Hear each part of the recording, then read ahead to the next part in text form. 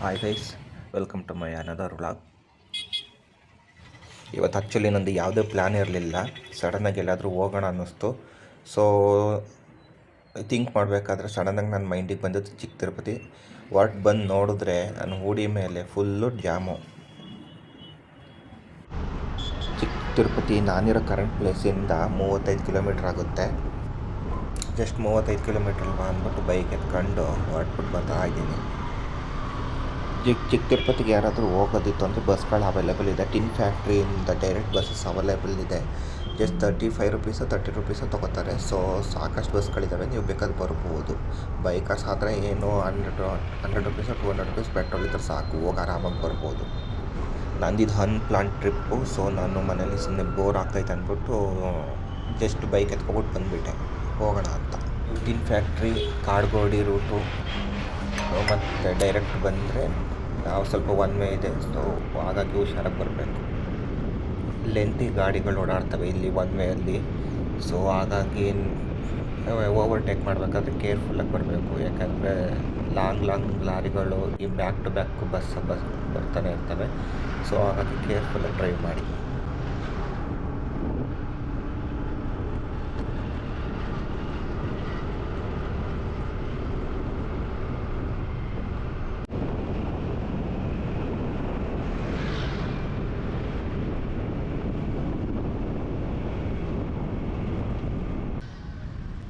ನೀವಿಲ್ಲಿ ನೋಡ್ತಾ ಇರೋದು ಚಿಕ್ಕ ತಿರುಪತಿಯಲ್ಲಿರೋ ರಾಜಗೋಪುರ. ಇದಿನ್ನು ಪ್ರೋಸೆಸ್ಸಲ್ಲಿದೆ, ಇನ್ನೂ ಪೇಂಟ್ ಆಗಿಲ್ಲ. ಆ ಗೋಪುರದಿಂದ ಮೇನ್ ರೋಡಲ್ಲಿ ಸ್ವಲ್ಪ ಮುಂದೆ ಬಂದು ಬಲಗಡೆ ನೋಡಿದ್ರೆ ಇಲ್ಲೊಂದು ಆರ್ಚ್ ಇದೆ. ಈ ಮೂಲಕ ದೇವಸ್ಥಾನಕ್ಕೆ ಹೋಗ್ಬೋದು. ಮತ್ತು ಎಡಗಡೆ ದೊಡ್ಡದಾಗಿ ಪಾರ್ಕಿಂಗು ಸಹ ಇದೆ. ಯಾವುದಾದ್ರು ವೆಹಿಕಲಲ್ಲಿ ನೀವು ಓನ್ ವೆಹಿಕಲ್ ಬಂದರೆ ಪಾರ್ಕ್ ಮಾಡ್ಬೋದು.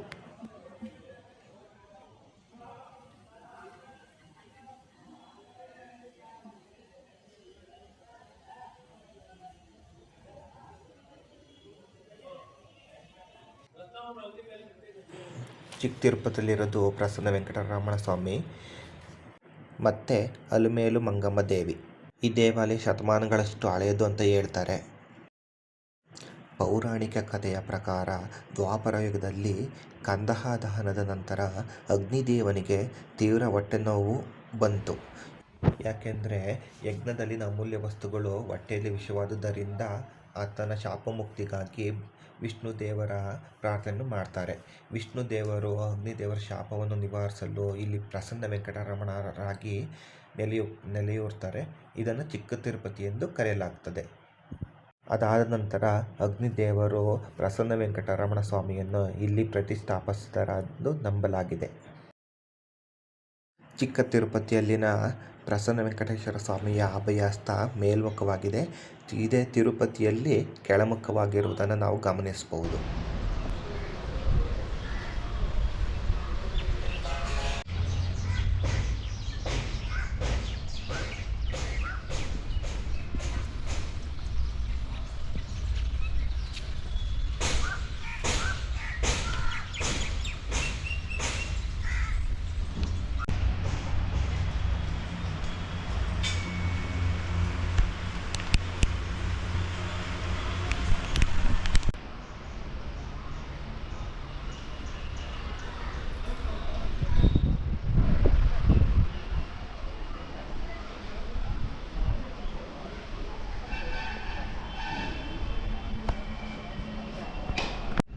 ಪ್ರತಿ ಶನಿವಾರ ಭಕ್ತಾದಿಗಳು ದೂರದಿಂದ ಬರೋ ಕಾರಣ ಇಲ್ಲಿ ಊಟದ ವ್ಯವಸ್ಥೆಯನ್ನು ಸಹ ಏರ್ಪಡಿಸಲಾಗಿರ್ತದೆ.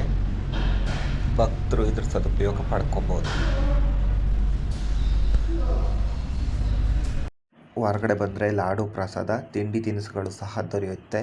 ವೀಕ್ ಡೇ ಆಗಿರೋದ್ರಿಂದ ಜಾಸ್ತಿ ಶಾಪ್ಸ್ ಓಪನ್ ಇರಲಿಲ್ಲ.